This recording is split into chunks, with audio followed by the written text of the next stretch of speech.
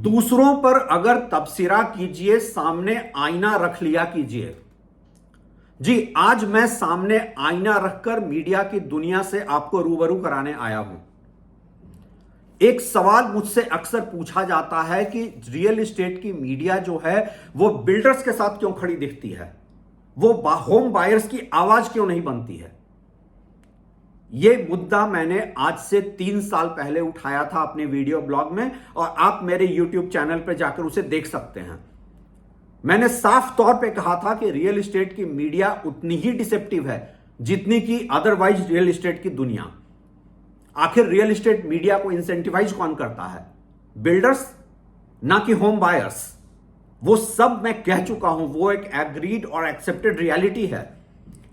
हमने वो दौर भी देखा है जब एक पावरफुल हाउसिंग फाइनेंस कंपनी के बॉस और उनके फेवरेट बिल्डर एक स्कैम टेंटेड बैंक के बॉस, जी मैं यस बैंक की ही बात कर रहा हूं, कैसे वो लैविश पार्टी थ्रो करते थे, और यही रियल एस्टेट जर्नलिस्ट मुंबई में वो पार्टियां कैसे एंजॉय करते थे, कितनी तारीफें छपती थी। ये और बात है कि एक बार स्कैम का पब्लिक डोमेन में आने के बाद वो सारे जर्नलिस्ट अपने आप किनारे हो गए। मैं उसकी बात करने नहीं आया हूं, वो सब हम सब ने देखा है, हम सब जानते हैं। हमने वो दौर भी देखा है कि कैसे मीडिया और बिल्डर्स के बीच में एक बार्टर सिस्टम डेवलप हो गया था। मीडिया में करोड़ों के बिल्डर्स के विज्ञापन छपते थे और पैसे के बदले में उतना प्रॉपर्टी मीडिया हाउसेस को दिया जाता था।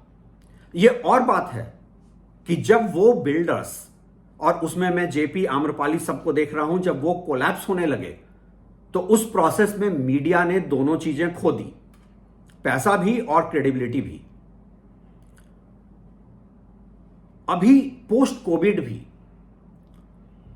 एक इंग्लिश के लार्जेस्ट डेली न्यूज़पेपर ने, जिनकी अपनी सेपरेट सीएसआर कंपनी है, उन्होंने बिल्डर्स को यहां तक ऑफर किया कि आप अपना सीएसआर बजट एडवर्टाइजिंग में एग्जॉस्ट कर लें, हम आपकी बिलिंग सीएसआर में कर देंगे, लेकिन आप विज्ञापन मत रोको।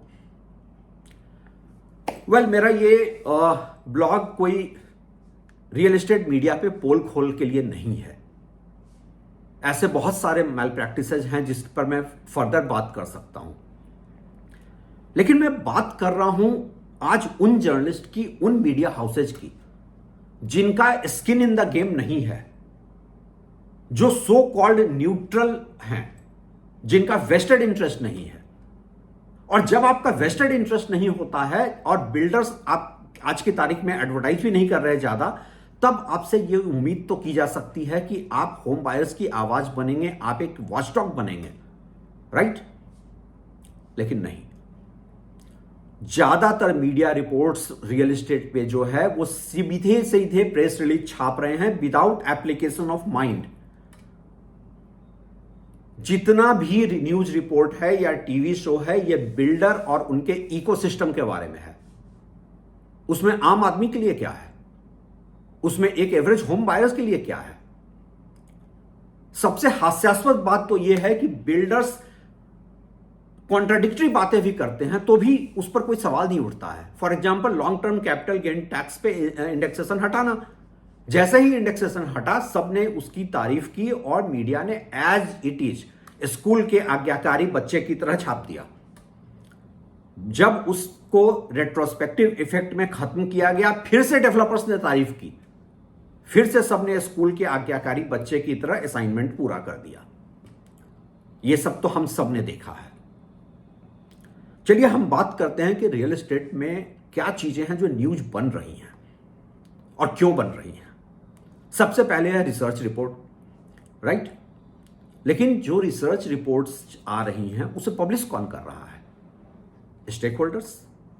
वो स्टेक होल्डर्स जिनका की basic business, major source of revenue property brokerage है, कॉन्फ्लिक्ट ऑफ इंटरेस्ट का मामला है वहां। उन रिसर्च रिपोर्ट्स में भी मिसमैच ऑफ डाटा एक ऐसी रियलिटी है जिस पर कि कोई बात नहीं करता। फॉर एग्जाम्पल, एक गिवन क्वार्टर में एक रिसर्च रिपोर्ट कहती है कि सेल्स 13% अप है, दूसरी रिपोर्ट कहती है 27% डाउन है। दोनों बातें कैसे हो सकती हैं? और इस पर सवाल कोई क्यों नहीं पूछता है? मैं जानता हूं कि जब मैं ऐसे मुद्दे उठाता हूं तो मैं रियल एस्टेट स्टेक होल्डर्स की नज़र में एक विलेन बन जाता हूं, मैं बहुत ज़्यादा नापसंद किया जाता हूं, लेकिन मैं कंज्यूमर्स के लिए ऐसे मुद्दे उठाता हूं और उठाता रहूंगा। मैं अक्सर उनसे पूछता हूं कि सेल्स फिगर की आपकी डेफिनेशन क्या है, और मैं ऐसा क्यों पूछता हूं? क्योंकि मैं ये समझना चाहता हूं कि आपने सेल्स फिगर के जो बड़े बड़े आंकड़े दिए हैं वो आपने डिराइव कहां से किया है डाटा? बिल्डर से, बैंक से, या प्रॉपर्टी रजिस्ट्रेशन ऑफिस से? और ऐसे मुद्दे मैं इसलिए उठाता हूं कि अगर आपने डाटा बिल्डर से लिया है तो उसके यहां तो हर एक्सप्रेशन ऑफ इंटरेस्ट, अगर एक नॉमिनल 25,000 रुपीज देकर भी एक्सप्रेशन ऑफ इंटरेस्ट है तो वो सेल्स है। और अगर वो लिस्टेड प्लेयर है तो आज नए अकाउंटिंग नॉर्म आने के बाद प्री सेल्स के तौर पे उसको दिखाया जाएगा। अगर डाटा आपने बैंक से लिया है तो बैंक के पास तो सिर्फ उन बायर्स का डाटा होगा जिन्होंने होम लोन लिया है। वो डाटा तो आपके पास कहां से आएगा कि जितने सेल्फ अर्न मनी से घर खरीदा है, जिसने लोन नहीं लिया है। अगर आपने डाटा प्रॉपर्टी रजिस्ट्रेशन से लिया है तो उसमें आपने प्राइमरी मार्केट और सेकेंडरी मार्केट के डिफरेंशिएशन कैसे किया है? आपने कैसे यह समझा है एक ये नॉर्मल मार्केट ट्रांजैक्शन है या एक डिस्ट्रेस सेल है? कॉमर्शियल प्रॉपर्टी में भी जितनी रिपोर्ट्स मैं देखता हूं वो सब सप्लाई, एब्जॉर्प्शन और कभी कभी रेयर केसेस में वैकेंसी लेवल की बात कर देते हैं। उन डाटा का क्या जो कंपनी पुरानी बिल्डिंग से शिफ्ट होकर नई बिल्डिंग में आ रही हैं, या जो कंपनीज डिस्ट्रेस में बड़े ऑफिसेस से निकलकर छोटे ऑफिसेस में आ रही हैं, वो डाटा कहां से मिलेगा? फॉर एग्जाम्पल, मुंबई में बहुत सारे ऑफिसेस नरीमन पॉइंट की पुरानी बिल्डिंग से शिफ्ट होकर बीकेसी के नई बिल्डिंग में आ गए। डाटा पॉइंट कभी भी आपको ग्राउंड रियलिटी पूरी तरह नहीं बता सकते हैं।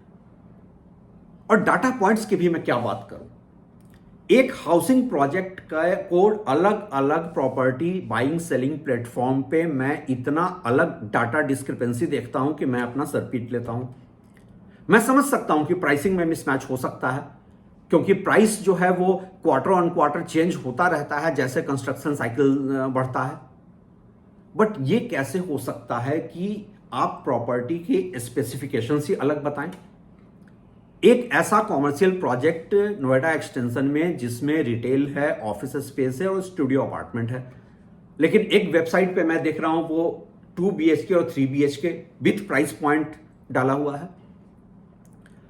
रिसेंटली मेरी बैंगलोर के एक बिल्डर से बात हो रही थी जिसने रिसेंटली 3 BHK लॉन्च किया है। उसके बाद मैंने देखा कि एक वेबसाइट पे, एक रेप्यूटेड वेबसाइट पे 1 BHK का एडवर्टाइजमेंट है सेम प्रोजेक्ट का। मुझे लगा शायद बिल्डर ने मुझे पूरी कहानी नहीं बताई है। मैंने वो स्नैपशॉट भी बिल्डर को भेजा। मैं समझ नहीं पाया बिल्डर अम्यूज्ड था, फ्यूरियस था, या वो लीगल एक्शन लेगा। मेरी फिर फर्दर उस पर बात नहीं हुई, बट बिल्डर कंफ्यूज तो श्योर था। डाटा माइनिंग जो है, और वो भी प्राइमरी मार्केट का डाटा माइनिंग, वो एक कॉस्टली बिजनेस है। सो हर कोई मार्केट में कॉपी पेस्ट को एक वायबल ऑप्शन के तौर पर देख रहा है। अब इसमें समस्या यह है कि एक वेबसाइट ने अगर गलती से गलत डाटा दे दिया तो सारे वेबसाइट पे वही कॉपी पेस्ट जाता है, पूरा इकोसिस्टम वो गलत डाटे के साथ चलता है। चलिए मैं अब डाटा के बियॉन्ड बात करता हूं। नेक्स्ट क्या है जो न्यूज बनता है? Celebrity homes. मैं समझ सकता हूं कि हमारा इंडियंस का एक ऑब्सेशन रहा है रिच और पावरफुल के साथ कि वो किस तरह रहते हैं, उनकी रियलिटी क्या है, उनका घर कैसा है। बट क्या ये न्यूज किसी सीरियस प्रॉपर्टी बायर को हेल्प कर रहा है? किसी कंज्यूमर को हेल्प कर रहा है? कंज्यूमर एंगल कहां है? कंज्यूमर क्या चाहता है वो कहां है? समस्या यह है कि मीडिया ने अपनी एक make belief self belief world बना ली है जहां पर उनके लिए हर so called research report Bible है। बस बड़े नाम उसमें होने चाहिए ऑथेंटिक बनाने के लिए। और जैसा कि अभी मुझसे एक मेरे रियल एस्टेट के मीडिया फ्रेंड ने ही कहा कि अगर आप रियल इश्यूज को टच करेंगे तो एक कलेक्टिव कॉन्स्पिरेसी है स्टेक होल्डर्स का कि वो आपसे बात नहीं करेंगे, आपके टीवी शो में नहीं आएंगे, आपको डिस्क्रेडिट करेंगे। ये सच है। पिछले 12 सालों में मैंने जितना फेस किया है उसके आधार पर मैं कह सकता हूं कि रियल एस्टेट में अगर आप पत्रकार के तौर पे काम करेंगे तो आप डिस्क्रेडिट होंगे, आपके ऊपर झूठे मुकदमे भी होंगे। लेकिन रियल एस्टेट मीडिया इस पूरे प्रोसेस में एक क्राइसिस ऑफ क्रेडिबिलिटी से तो गुजर रही है। हो क्या रहा है कि डेवलपर्स के गुड बुक्स में रहने के लिए, सिर्फ इस बात के लिए कि वर्किंग रिलेशन बना रहे, डेवलपर्स और बिल्डर्स एक दूसरे को क्रेडिबिलिटी लेंड कर रहे हैं, और यह हो रहा है at the cost of consumers. ये मीडिया की एक ऐसी सच्चाई है जिस पर हर कोई बात भी नहीं करना चाहेगा।